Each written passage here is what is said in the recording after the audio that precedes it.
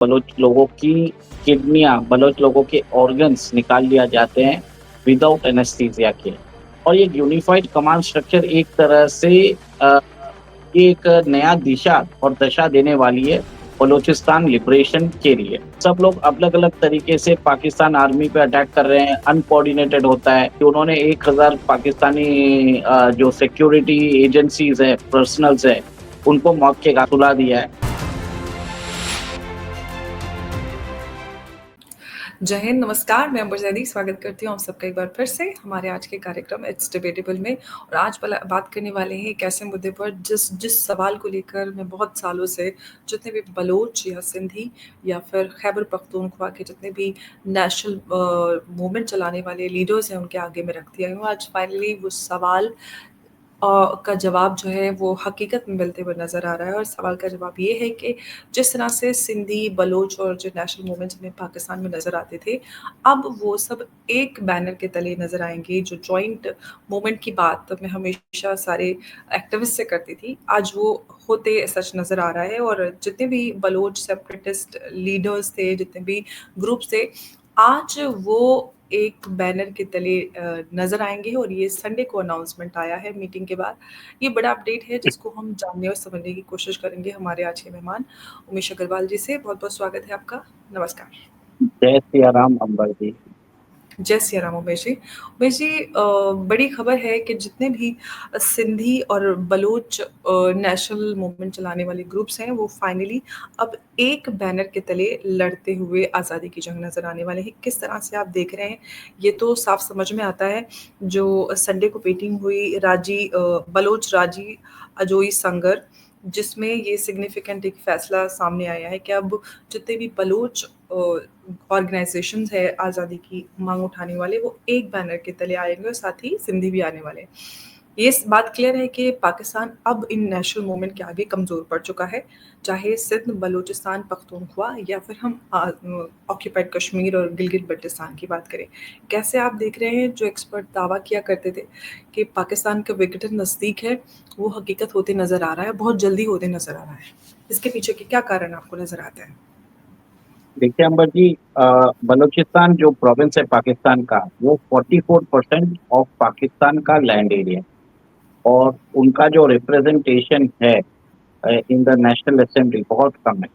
और बलूचिस्तान के जो लोगों को पाकिस्तानी आर्मी, पाकिस्तानी एस्टेब्लिशमेंट, जो वहाँ की पंजाबी एस्टेब्लिशमेंट है, वो उनके ऊपर जुल्म सितम सहन कर रहा है। यहाँ तक बात आती है कि बलोच लोगों की किडनियाँ, बलोच लोगों के ऑर्गन्स निकाल लिया जाते हैं विदाउट एनेस्थीसिया के।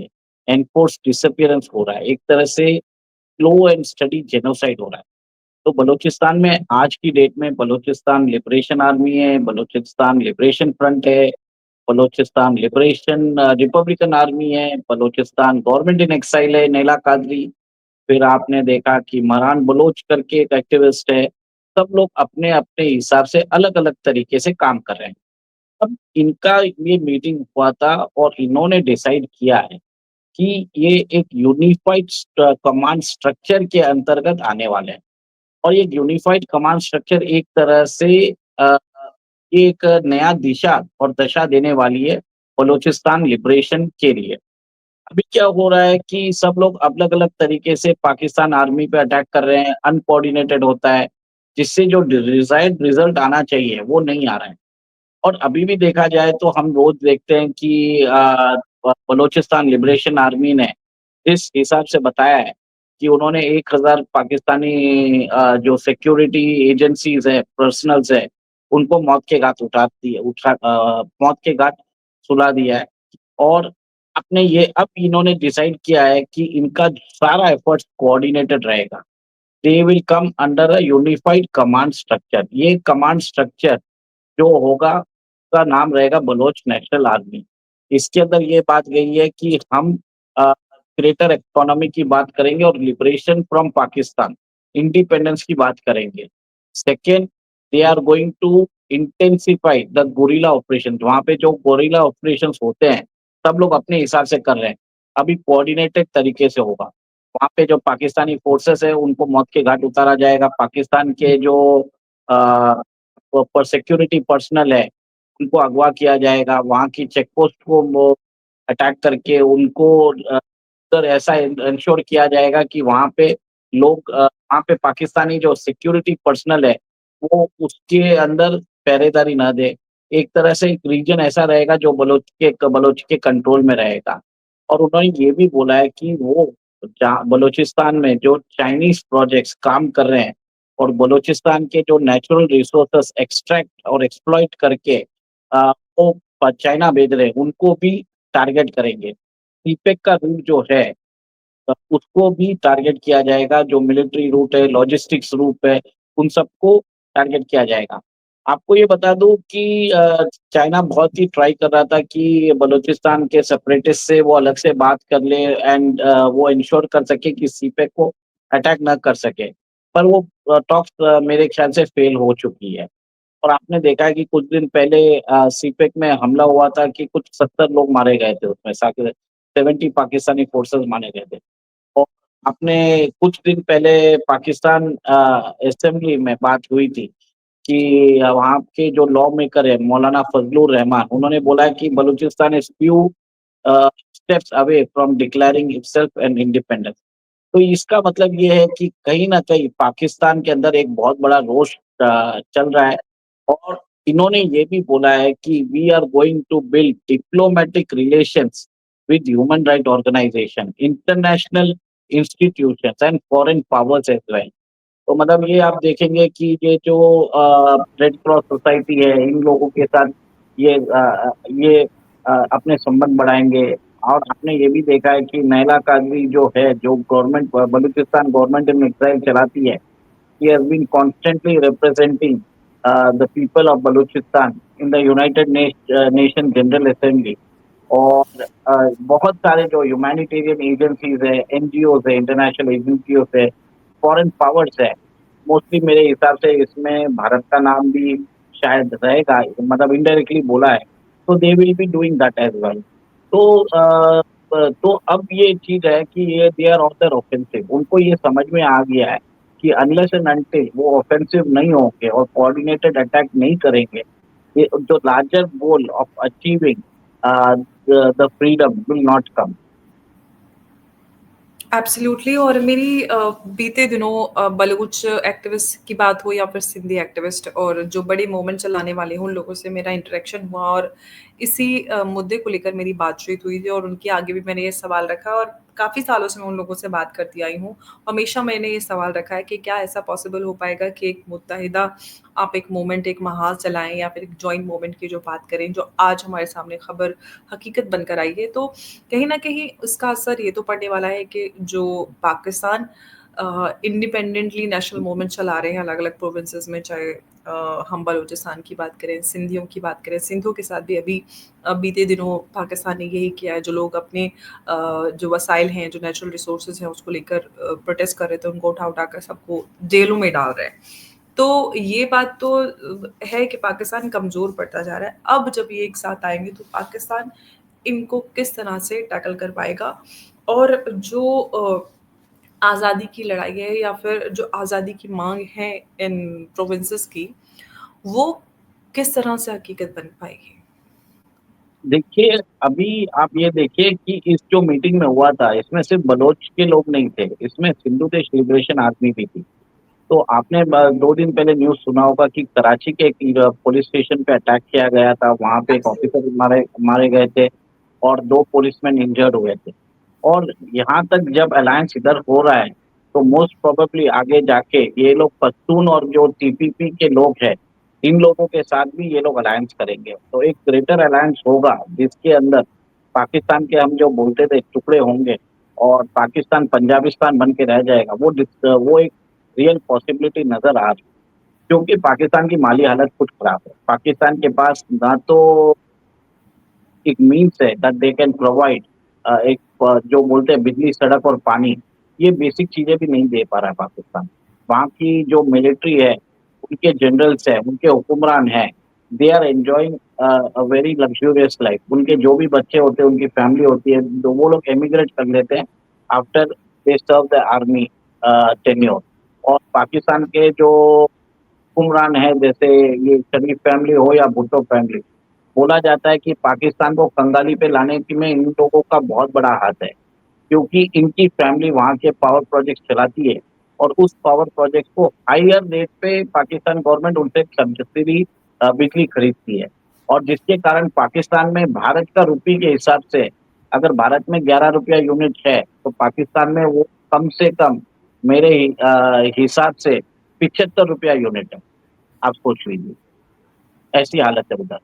और एक और एक चीज़ पर जी उधर की इंडस्ट्रीज बंद होती जा रही है, ना तो उधर कोई जॉब है, ना तो कोई इन्वेस्टमेंट एवेन्यूज़ है। ऐसा है कि पाकिस्तानी लोग बाहर जाके भीख माँगना पसंद करते हैं, ऐसी तो हालत है कि सऊदी ने उनको वीज़ा देना बंद कर दिया। पर वो इसमें हम पाकिस्तानियों को भी हम नहीं दे सकते क्योंकि उनके हुक्मरान इतने नालायक है कि पाकिस्तान जनता के पास कोई उपाय नहीं है। अब एक तरह से वहाँ पे कोई लीडरशिप रही नहीं है, मिलिट्री लीडरशिप नहीं है। कश्मीर का मुद्दा जो उनके बहुत ही इमोटिव रहता था, वो अभी कोई बहुत बड़ा मुद्दा नहीं रह गया है। तो एक तरह से अवाम के अंदर एक तरह से एंटी इंडिया सेंटिमेंट थोड़े कम हो रहे हैं। हमने बहुत सारे पाकिस्तानी चैनल्स में देखा है कि पाकिस्तान के जो एंकर्स हैं और जो पाकिस्तान के जो जनता है, वो इंडिया को सपोर्ट कर रहे हैं। उन्होंने वहाँ पे देखा है। कश्मीर में हमारे कश्मीर में हम उनको 100 कश्मीर तो पूरा हमारा है, जो चाहे हाँ, ऑक्यूपाई किया हुआ है या हाँ, तो आप ये देखिए कि पाकिस्तान $2.5 बिलियन के लिए आईएमएफ के सामने भीख मांग रहा है और हम हमारे कश्मीर में $15 बिलियन का इन्वेस्टमेंट कर देते हैं। फ़र्क वहाँ पे। तो पाकिस्तान देख रहा है कि इंफ्रास्ट्रक्चर डेवलपमेंट हो रहा है, इंडिया के साथ रहने में कितना फ़ायदा है उनको। और यहाँ तक बात हो रही है कि पीओजेके के लोग खुद बोल रहे हैं कि हमें इंडिया में शामिल कर लो। वो बात अलग है कि इंडिया को वेरी कॉशियस होना चाहिए बिकॉज़ दिस माय वहाँ पे पाकिस्तान अपने जो लोग हैं, उन लोगों को बचाने की कोशिश कर रहा हो। We have to think on those part also. Pakistan के अंदर सिर्फ पीओके के ऑक्यूपेशन में मतलब नहीं है। पीओके को पहले डीरेडिकलाइज़ करना पड़ेगा और डीरेडिकलाइज़ प्रोसेस कम से कम 50 साल की ज़रूरी है। ये भी हमें बात करनी ज़रूरी पड़ेगी क्योंकि मैं जानता हूँ कि मुद्दा बहुत ये अभी इस डिस्कशन में नहीं उठाने जैसा है। बट अगर आप देखें, वी हैव टू थिंक कि कभी भी कुछ भी हो सकता है। जियोपॉलिटिक्स में चीज़ें होती है, इट टर्न्स ओवरनाइट, ओके। तो अब जो काम होंगे, it will be very fast and very Swift और किसी के कल्पना के परे रहेंगे। और आपने ये भी देखा होगा कि पाकिस्तान की माली हालत खराब है, उनकी इकोनॉमिक हालत खराब है, उनकी पॉलिटिकल सियासत डिस्क्रेडिट हो चुकी है। और हाँ अभी जी। तो ऐसा है कि भारत ने अपने जो इंडस्ट्री अपने यहाँ पे डैम भी बना दिया है, तो आगे पानी भी नहीं जाएगा उधर। और एक तरह से पाकिस्तान को without firing a bullet we are trying to break them up into 4 pieces. This is a classic way of creating a balkanization of Pakistan without firing a bullet. ये भारत कर रहा है। अब चोक हो रहा है। चोक करने के बाद क्या आ रहा है, उधर इंटरनल डिस्टर्बेंसेस आ रहे हैं। कल ये बलूचिस्तान सिंधु देश लिबरेशन आर्मी और अगर पश्तून लोगों का ग्रैंड अलायंस हो जाता है, तो इसको पाकिस्तान की फोर्सेस भी इसको हैंडल नहीं कर पाएगी। कुछ दिन पहले आपने देखा था कि पाकिस्तान ने एक फरमान निकाला है कि वो 30 लाख अफ़गानिस्तान के जो बाशिंदे हैं, उनको वापस डिपोर्ट करेंगे।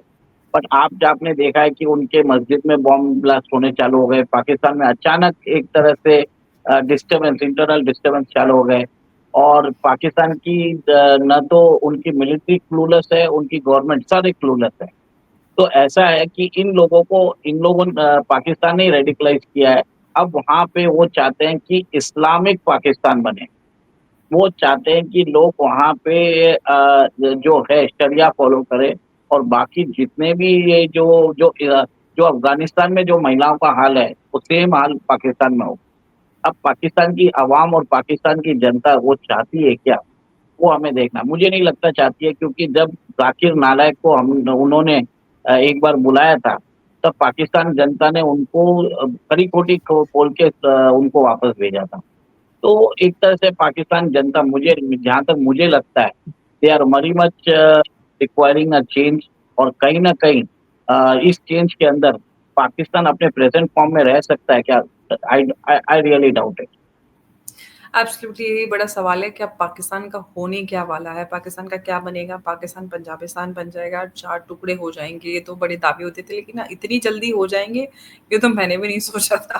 क्योंकि ये सवाल मैं बहुत सालों से सुनती आई हूँ और ये सवाल मैं भी पूछती आऊँगी कि ह आई हूँ अब मेरे एक्सपर्ट्स के साथ कि आखिर ये हकीकत कैसे होगा? मुझे समझ नहीं आता था कि कैसे हो जाएगा और राजनाथ जी ये बात कहते थे कि हम अपना जम्मू कश्मीर का जो हिस्सा है वो पाकिस्तान से ले लेंगे बिना किसी एक गोली चले और बिना खून की एक बूंद बहे।